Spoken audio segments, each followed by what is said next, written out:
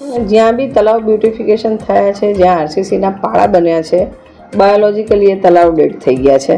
મોટાભાગના તલાવમાં ડ્રેનેજના પાણી હોય, એટલે જ્યાં પાણી ભરેલા હોય છે ત્યાં ડ્રેનેજના પાણીની આવક હોતી હોય છે.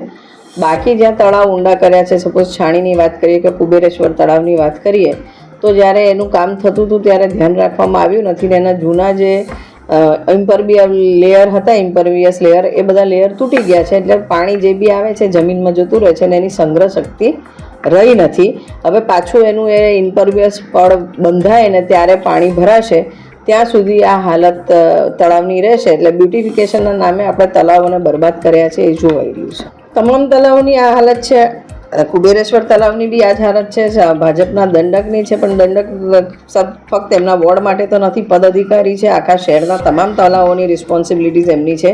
જ્યારે અનેક તળાવો પૂરાઈ ગયા છે, અનેકની હાલત ખરાબ છે અને કરોડો રૂપિયાનો ખર્ચો જ્યારે સફાઈના નામે તળાવોના સફાઈઓના ઇજારા આપવામાં થતા હોય છે અને એનું મોનિટરિંગ ના થતું હોય, તો ડેફિનેટલી જવાબદાર અધિકારીઓ પર પગલાં લેવાની તો ફરજ એમની બને જ છે.